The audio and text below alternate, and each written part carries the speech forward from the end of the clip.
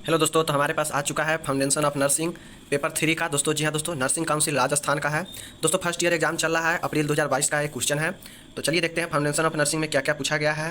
दोस्तों 75 मार्क्स का जो एग्जाम होता है उसमें जो यहाँ पे दिया गया है वो पहला जो 3 क्वेश्चन है वो ऑब्जेक्टिव क्वेश्चन है।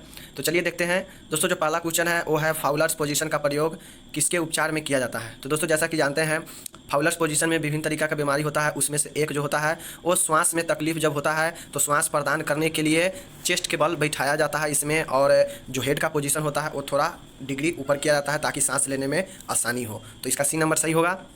दूसरा है ऊतकों में ऑक्सीजन की कमी क्या कहलाता है। तो दोस्तों हाइपोक्सिया जो होता है वो ऊतकों में ऑक्सीजन का कमी होता है, तो दो का ऑप्शन नंबर 20 सही होगा।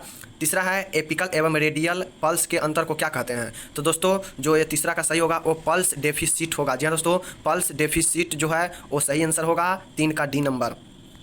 अब दूसरा देखते हैं दोस्तों, ये भी 4 इसमें दिया हुआ है फिलअप एक एक नंबर का। एक वयस्क के मुंह का समान तापमान कितना होता है। तो दोस्तों जो समान तापमान होता है वो 98.6 फ़ारेनहाइट होता है। उसके बाद दोस्तों है इंट्राडर्मल इंजेक्शन डैश डिग्री के कोण पर लगाया जाता है। तो दोस्तों जो इंट्राडर्मल इंजेक्शन होता है वो 10 से 15 डिग्री के कोण पे लगाया जाता है। अब दोस्तों 10 से 15 डिग्री है तो उसमें जैसे हिसाब होगा उस हिसाब से अपना कोई लगाता होगा, कोई 11, कोई 12, कोई 13 पे, वो फिक्स नहीं होता है, 10 से 15 इसको रखा गया है। तो जो तीसरा है नी चेस्ट पोजीशन को क्या कहा जाता है। तो knee chest position is also known as genupectoral position. जी हाँ दोस्तों, जेनुपोर्टिरल पोजीशन होता है, यानी इसको हम जननेंद्रिय स्थिति कहते हैं। जी हाँ दोस्तों, जेनुपोर्टरल पोजीशन होता है। उसके बाद दोस्तों है चौथा जो है वो है सुश्री फ्लोरेंस नाइटिंगेल का जन्म कब हुआ था। तो 12 मई 1820 ईस्वी को इनका जन्म हुआ था।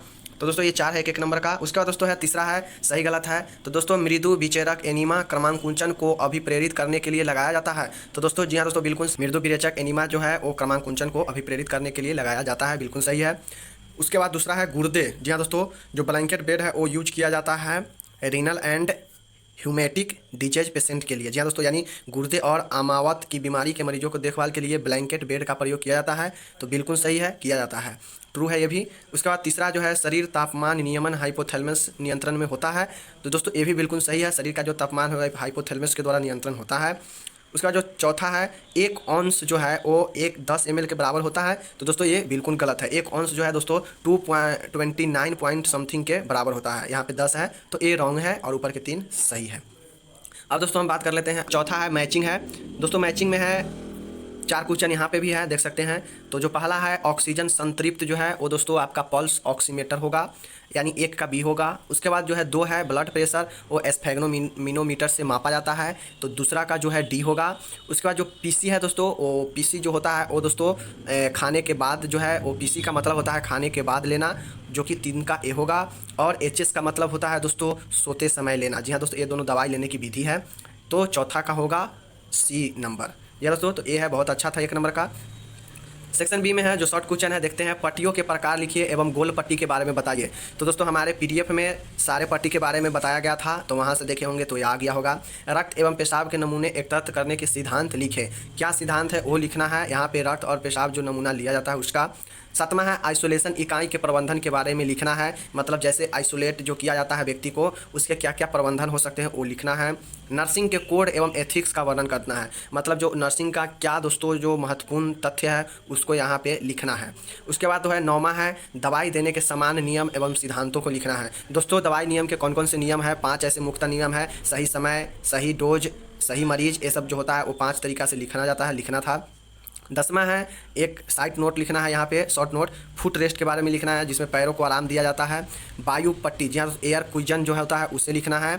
उसके बाद जो है सी नंबर है बेड ब्लॉक्स क्या होता है उसको लिखना है। अब आते हैं दोस्तों लॉन्ग क्वेश्चन की तरफ।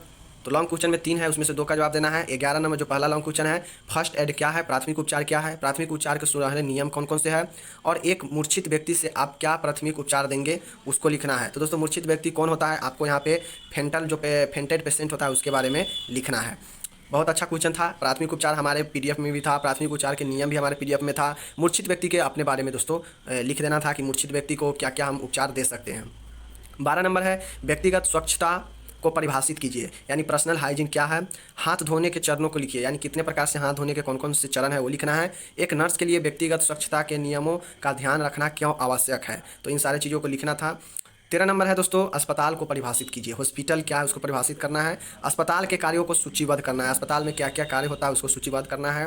बुखार से पीड़ित एक मरीज की नर्सिंग देखभाल को समझाइए। तो दोस्तों जो 7 नंबर के क्वेश्चन है इसमें बुखार से पीड़ित एक मरीज को नर्सिंग देखभाल को समझाइए, ये हमने दिया था पीडीएफ में।